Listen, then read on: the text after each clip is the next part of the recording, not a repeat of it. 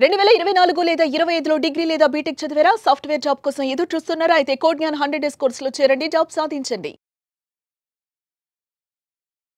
నమస్కారం సార్. నమస్తే అండి.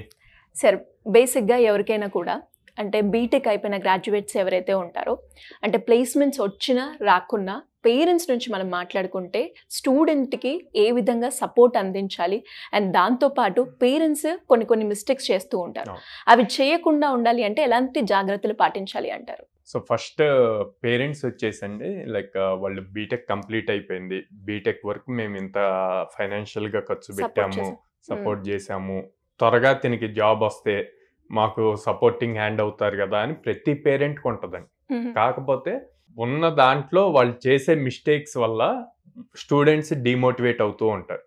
ఫస్ట్ థింగ్, ఫైనాన్స్ గురించి అసలు వాళ్ళ ఫైనాన్షియల్ సిచ్యువేషన్ ఏంటి అన్నది స్టూడెంట్కి అర్థం అవ్వాలి, పిల్లవాడికి అర్థం అవ్వాలి. ఏది స్టార్టింగ్ ఆఫ్ బీటెక్లో ఉన్నప్పుడే. అట్లా కాకుండా ఏం చేస్తారు అంటే బీటెక్లో ఉన్నప్పుడు ఈ పిల్లవాడు ఏం అడిగితే అది పక్కన ఫ్రెండ్స్ని చూసి అది ఏం అడిగితే అది వాళ్ళు కాదనకుండా ఇస్తారు. ఒక్కసారి బీటెక్ అయిపోయి బయటకు వచ్చాక వాళ్ళ ఫైనాన్షియల్ సిచ్యువేషన్ తెలుసుకొని పిల్లవాడు చాలా డిమోటివేట్ అవుతాడు. సో దానివల్ల చాలా టైం వేస్ట్ అయిపోద్ది. మనకి ఎవ్రీ డే ఇంపార్టెంట్. ఒకసారి బీటెక్ పాస్ అవుట్ అయ్యాక 2 years ఫ్రెషర్ ట్యాగ్ ఉంటుంది. For suppose April 2025 pass out అయితే 2027 ఏప్రిల్ వరకు ఫ్రెషర్ ట్యాగ్ ఉంటుందండి. ఓకే, ఈ ఫ్రెషర్ ట్యాగ్లో మళ్ళీ ఫైనాన్షియల్ ఇయర్ ఎండింగ్లో, ఫైనాన్షియల్ ఇయర్ స్టార్టింగ్లో మొత్తం ఒక 4 months మళ్ళీ జాబ్స్ ఉండవు, హైరింగ్ చాలా తక్కువ ఉంటుంది. సో మనకు 2 years ఉంది. 2 years అంటే మొత్తం 8 months నెంబర్ ఆఫ్ ఓపెనింగ్స్ అన్నవి తక్కువ ఉంటాయి. రిమైనింగ్ పీరియడ్ చూసుకోవాలి, 12 + 4 16 months ఉంటుంది. ఈ 16 monthsలో తిను ప్రాపర్గా ట్రైన్ అవ్వాలి, ప్లేస్మెంట్ తెచ్చుకోవాలి. సో ప్రతి డే ఇంపార్టెంట్. సెకండ్, పేరెంట్స్ ఎక్కడికైనా బయటికి వెళ్తే పక్కన వాళ్ళు అడుగుతూ ఉంటారు, మీ అబ్బాయి ఏం చేస్తున్నాడు, ఎక్కడ జాబ్ చేస్తున్నాడు, ఎక్కడికైనా వెళ్ళి ట్రైనింగ్ తీసుకుంటున్నా, శాలరీ ఎంత వస్తున్నాయి. వాళ్ళు అడిగిన దానికి వీళ్ళు ఫ్రస్ట్రేట్ అయ్యి మళ్ళీ బ్యాక్ వచ్చి ఆ ఫ్రస్ట్రేషన్ అంతా వాళ్ళ పిల్లవాడి మీద చూపిస్తారనమాట. ఆ చూపించడం వల్ల కూడా చాలా ప్రాబ్లం క్రియేట్ అవుద్ది. తను మెంటల్గా స్ట్రెస్ ఫీల్ అవుతూ ఉంటాడు. థర్డ్ థింగ్, అసలు పిల్లవాడికి ఏం ఇంపార్టెంట్ అన్నది ఆలోచించరండి. వాళ్ళకి ఏమి ఇంట్రెస్ట్ అన్నది కూడా చూడరు. ఓకే, పక్కన వాళ్ళు యుఎస్ వెళ్ళారు, యూకే వెళ్ళారు, ఆస్ట్రేలియా వెళ్ళారు, నువ్వు కూడా వెళ్ళు, వాళ్ళతో పాటు వెళ్ళు అంటారు. కానీ తినికి ఏం ఇంట్రెస్ట్ అని చూడరు. స్టూడెంట్ ఎలా ఉంటాడు, ఓకే మా మదర్ ఫాదర్ చెప్పారు, వాళ్ళ మాట కాదనకూడదు, నాకు ఇష్టమైనా సరే నన్ను ఇప్పుడుదా చూశారు కాబట్టి వాళ్ళ మాట కాదనుకోండి నేను వెళ్ళాలి అని ట్రై చేస్తాడు. ఆ ట్రై చేసే దాంట్లో వీడికి ఇంట్రెస్ట్ లేదు. ఇంట్రెస్ట్ లేకపోవటం వల్ల 100% ఫోకస్ పెట్టదు. సో ఆ వీసా ప్రాసెస్ ఇవి అవి అని చెప్పి మళ్ళీ అక్కడ 6 to 8 months టైం వేస్ట్ అవుతుంది. సో అలాంటి అన్నీ కూడా పేరెంట్స్ కొంచెం అబ్జర్వ్ చేసుకోవాలి. వాళ్ళు ఎప్పుడైతే మనకి చిన్నప్పటి నుంచి స్కూల్లో జాయిన్ చేసేటప్పుడైనా, ఇంటర్మీడియట్ కాలేజ్లో జాయిన్ చేసేటప్పుడైనా చాలా కేర్ తీసుకొని ఎక్కడ బాగుంటుంది ఏంటి అన్నది రీసెర్చ్ చేసి జాయిన్ చేస్తారు. తర్వాత ఇంజనీరింగ్లో కూడా అట్లాగే కేర్ తీసుకొని జాయిన్. కానీ పేరెంట్ ఇంజనీరింగ్లో జాయిన్ చేశాక వాళ్ళు రిలీఫ్ అయిపోతారు. ఇంక 4 years ఇక్కడే ఉంటాడు, ప్రాపర్ కాలేజ్ వాళ్ళు పట్టించుకుంటారు అన్న దాంట్లో ఉంటాయి. కానీ అసలు కేర్ తీసుకోవాల్సిందే ఆటే. ఆ 4 years పీరియడ్లో ఎంత కేర్ తీసుకొని స్టూడెంట్ని అబ్జర్వ్ చేస్తూ ఉంటే ఆ పిల్లవాడు అంత బాగా షైన్ అవుతాడు. ఇప్పుడు అక్కడ వదిలేశారు, తర్వాత బీటెక్ అయ్యాక వాళ్ళ ఫ్రెండ్స్తో పాటు నేను పలానా చోటుకి వెళ్ళి జాయిన్ అవుతాను అట్లా అంటే ఓకే అంటారు. కానీ అది అసలు ఎంత కరెక్ట్గా ఉంది అని ట్రైనింగ్ తీసుకునేది కానీ లేకపోతే ఇంకొకటి కానీ, ఇప్పుడు ఎక్కువగా ఆన్లైన్ మోసాలు చాలా జరుగుతున్నాయి, చూస్తూనే ఉన్నాము. సో అట్లాంటి అన్ని ప్రాపర్ కేర్ తీసుకోకే ప్రాబ్లం అండి.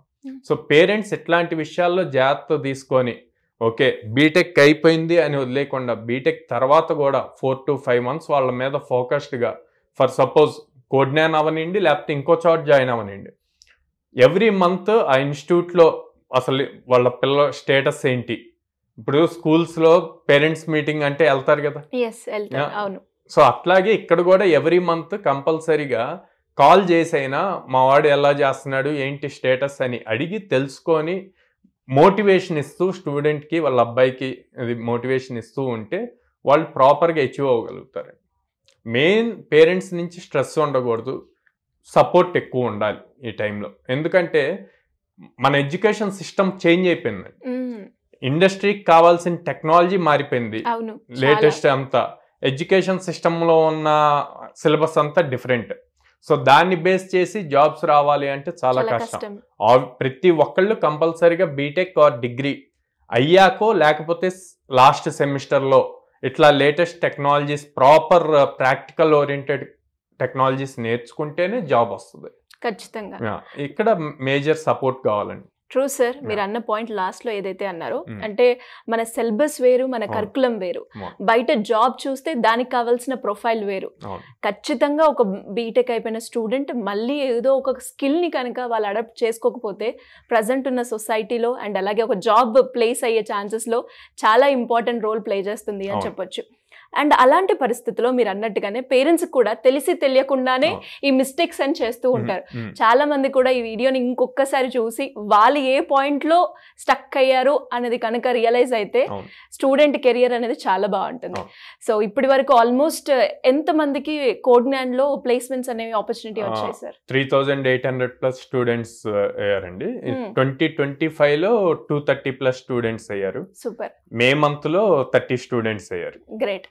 అంటే ఎలా సార్, ఇంకా ఇప్పుడు ఎవరైనా కూడా బీటెక్ స్టూడెంట్స్ అయినా డిగ్రీ స్టూడెంట్స్ అయినా జాయిన్ అవ్వాలి అంటే ఎలా ఉంటుంది ప్రొసీజర్? సో డైరెక్ట్ గా ఆఫీస్ కి అప్రోచ్ అవ్వచ్చు అండి, లేకపోతే స్క్రీన్ మీద కనిపిస్తున్న నెంబర్స్ కి కాల్ చేయొచ్చు. నేనేమంటా అంటే పేరెంట్ స్టూడెంట్ తీసుకొని ఆఫీస్కి వచ్చి మా కౌన్సిలర్స్ తో మాట్లాడి ప్రజెంట్ ఎగ్జిస్టింగ్ బ్యాచెస్ లో ఉన్న స్టూడెంట్స్ తో కూడా మాట్లాడి అప్పుడు డెసిషన్ తీసుకోమంటాను.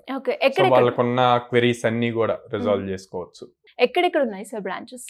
సో విజయవాడ మొగల్రాజ్పురంలో ఉందండి, హైదరాబాద్ JN2 మెట్రో స్టేషన్ దగ్గర ఉంది, and Ameerpet Chennai shopping mall opposite ఉంది, and Bengaluru BTM layout second phase లో ఉంది. ఎనీవేస్ ఇంట్రెస్ట్ ఉన్న వాళ్ళు ఎవరైనా కూడా కింద స్క్రోల్ అవుతున్న నెంబర్ని సంప్రదిస్తే సరిపోతుందండి.